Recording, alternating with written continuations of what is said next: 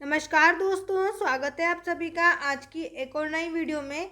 आज इस वीडियो के माध्यम से हम अर्धवार्षिक परीक्षा हिंदी कक्षा 7वीं का पेपर देखने वाले हैं। इस वीडियो के माध्यम से हम कक्षा 7वीं हिंदी विषय का पूरा पेपर देखेंगे और साथ ही में इन सभी पेपरों के प्रश्न को भी हम देखने वाले हैं।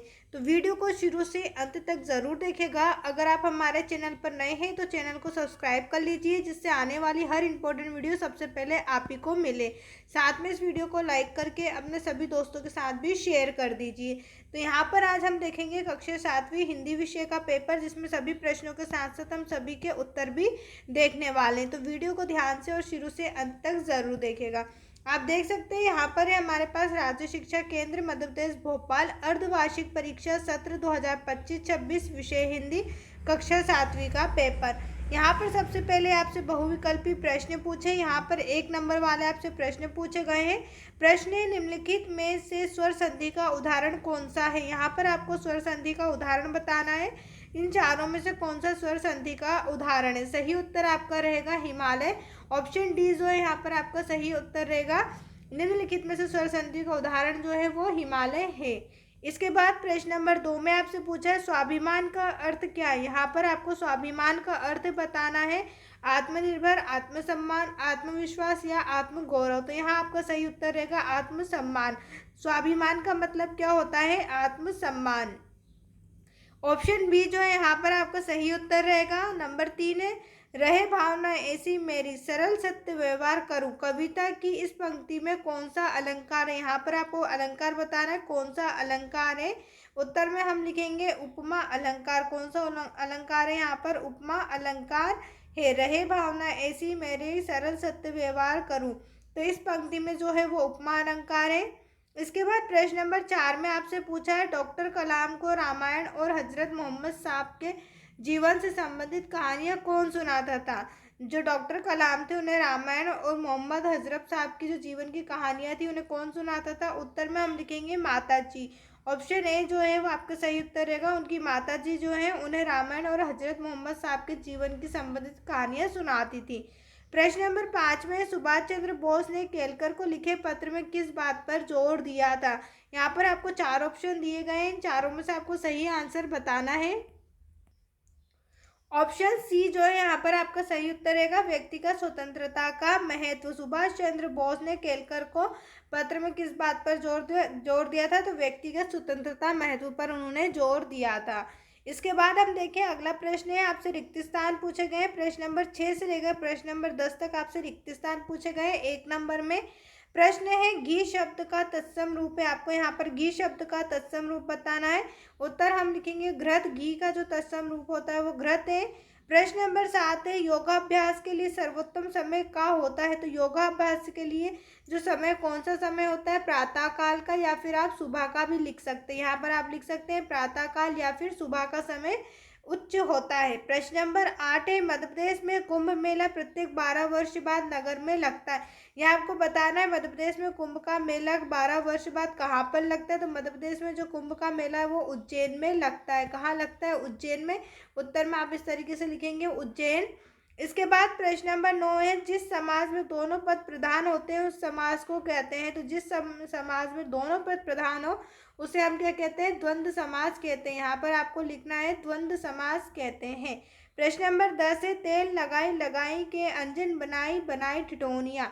तो यहाँ आपका उत्तर रहेगा बोहे। यहाँ आपको लिखना रहेगा बोहे। तेल लगाई लगाई के अंजन बोहे बनाई बनाई ठिठोनिया।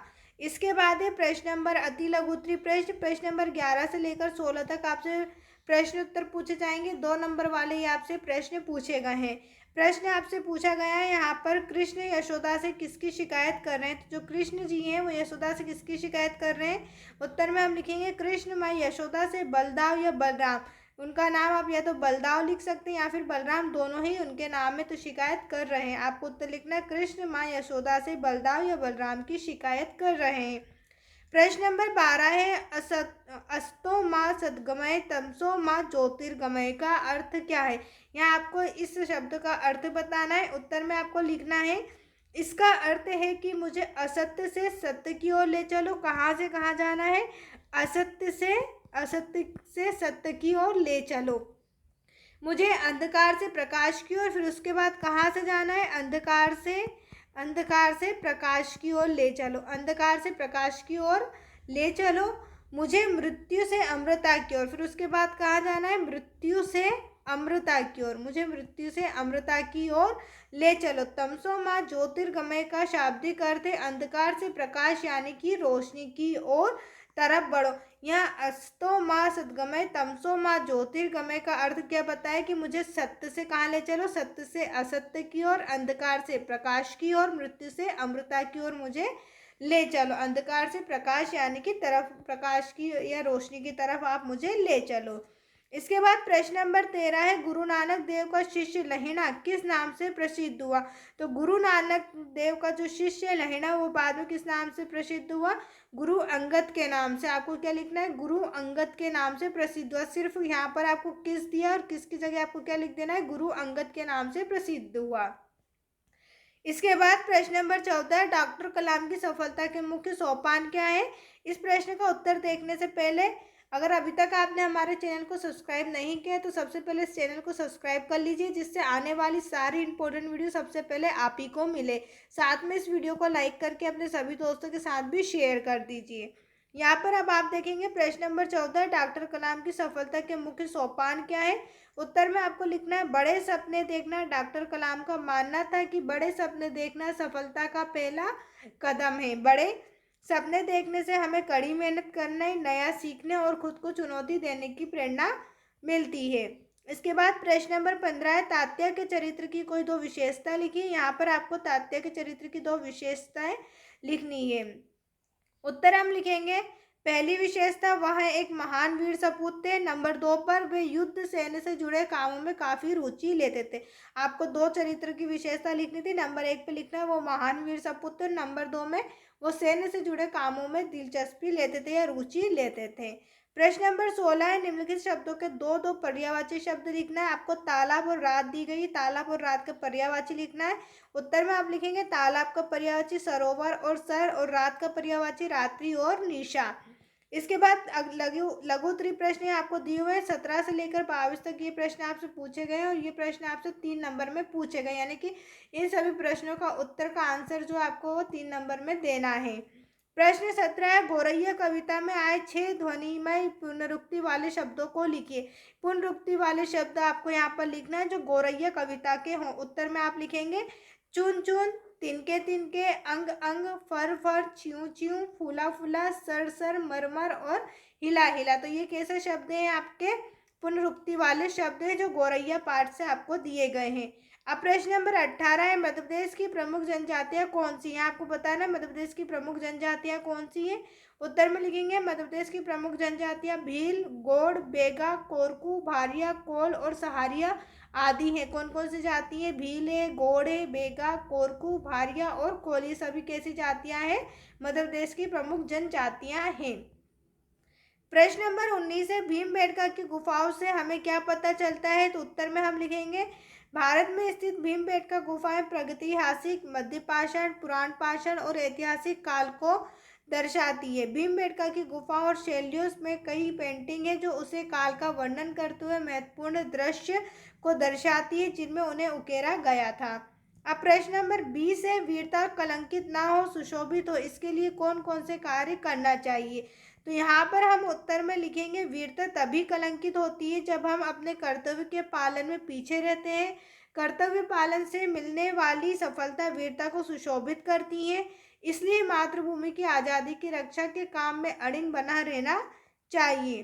प्रश्न नंबर 21 है, अष्टांग योग के अंग बताइए। यहाँ पर आपको अष्टांग योग के अंग बताना है। उत्तर में हम लिखेंगे यम, नियम, आसन, प्राणायाम, प्रत्याहार, धारणा, ध्यान, समाधि, ये सब क्या अष्टांग योग के अंग हैं।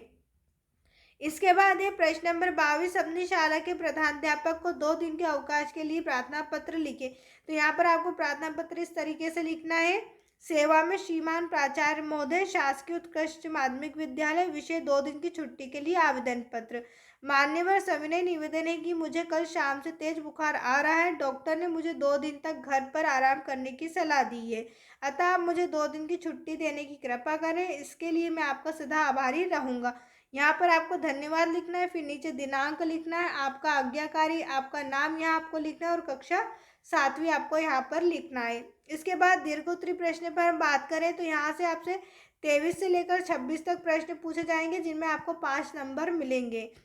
प्रश्न है, मध्य प्रदेश को लघु भारत क्यों कहते हैं? उत्तर में आपको लिखना है, मध्य प्रदेश में विभिन्न धर्मों, रीति रिवाज व मान्यताओं के लोग परस्पर भाईचारे और सद्भाव से निवास करते हैं। यहाँ भारत के अन्य सभी प्रदेशों में पाए जाने वाले पारंपरिक तीज त्योहार मनाए जाते हैं। अतः संस्कृति एवं ऐतिहासिक रूप से समृद्ध मध्य प्रदेश को लघु भारत कहा जाता है। आपने देखा होगा मध्य प्रदेश में विभिन्न धर्मों के लोग रहते हैं, जैसे हिंदू, मुस्लिम, पंजाबी, सभी तरह के जो है यहाँ पर मध्य प्रदेश में लोग रहते हैं और सभी अपने अपने धर्म को, अपने अपने रीति रिवाजों को एक साथ, एक दूसरे के साथ भाईचारे के साथ मनाते हैं। पारंपरिक त्यौहार मनाए जाते हैं और संस्कृति एवं ऐतिहासिक रूप से समृद्ध मध्य प्रदेश को लघु भारत कहते हैं। इसके बाद प्रश्न नंबर 24 है, निम्नलिखित पंक्तियों का भावार्थ लिखिए। यहाँ पर आपको पंक्ति गई है, इसका आपको अर्थ बताना है। मैंने अपना नोड बनाया, तिनके तिनके चुन। उत्तर आपको इस तरीके से लिखना है। यहाँ पंक्ति विशाखा मुलमुले की कविता गोरैया से ली गई है। इस पंक्ति का भावार्थ है कि गोरैया हरे भरे पौधों और घास के तिनकों को इकट्ठा करके अपना घर बनाती।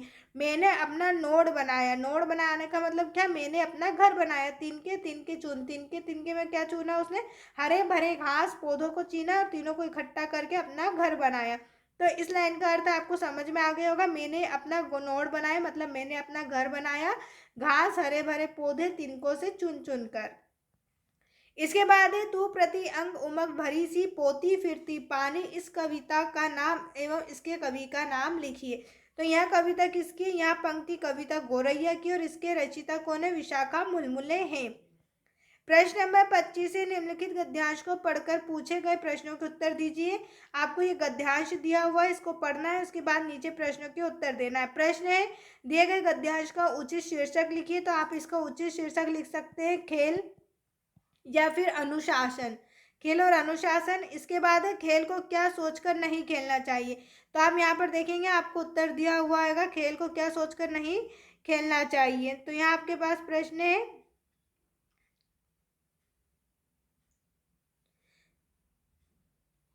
किसी भी खेल को केवल जीत प्राप्त करने अथवा विशेष मनोरंजन के लिए नहीं खेलना चाहिए। नंबर 2 का उत्तर आपको क्या लिखना रहेगा? तो यहाँ पर मैं आपको बता देती हूँ, नंबर 2 का उत्तर आप इस तरीके से लिख सकते हैं, किसी भी खेल को केवल जीत प्राप्त करने अथवा विशेष मनोरंजन के लिए नहीं खेलते। ये आपका नंबर 2 वाला उत्तर हो जाएगा। नंबर 3 में, खेल खेलने से हमारे अंदर कौन सी भावना उत्पन्न होती है। तो यहाँ पर आपको उत्तर लिखना रहेगा, खेल खेलने से हमारे अंदर कौन सी भावना उत्पन्न होती है। यहाँ से आपका नंबर 3 का उत्तर चालू होगा, खेल खेलने से हमारे अंदर अनुशासन एवं धीरज रखने की भावना उत्पन्न होती है। आपका नंबर 3 वाला उत्तर हो जाएगा। पहला यहाँ से यहाँ तक हो गया, दूसरे नंबर का तीसरा यहाँ, और पहले नंबर में आपको लिखना है खेल और अनुशासन। इसके बाद हम देखें यहाँ पर प्रश्न नंबर 26 में, निम्नलिखित में से किसी एक विषय पर 150 शब्दों में निबंध लिखे। यहाँ पर आपको 150 शब्दों में निबंध लिखना है। तो आप प्रदूषण के ऊपर लिख सकते हैं, या फिर कोई रोचक खेल, खेल के ऊपर यदि आपको आता है तो आप खेल के ऊपर भी लिख सकते हैं, या दर्शनीय स्थल के ऊपर भी आप लिख सकते हैं। तो यहाँ पर मैंने प्रदूषण के ऊपर एक निबंध बनाया है। आप इस तरीके से जो है निबंध को लिख सकते हैं। उम्मीद है आपको हमारी ये वीडियो पसंद आई होगी। अगर अभी तक आपने हमारे चैनल को सब्सक्राइब नहीं किया है तो चैनल को सब्सक्राइब कर लें, साथ में इस वीडियो को लाइक करके अपने सभी दोस्तों के साथ भी शेयर ज़रूर करें। आप चाहें तो इस पूरे निबंध का जो है स्क्रीनशॉट अपने फ़ोन में ले सकते हैं, या फिर अपनी कॉपी में भी इस निबंध को लिख सकते हैं। वीडियो देखने के लिए आप सभी का धन्यवाद। मिलते हैं अगली वीडियो में, जब तक पढ़ते रहिए, आगे बढ़ते रहिए।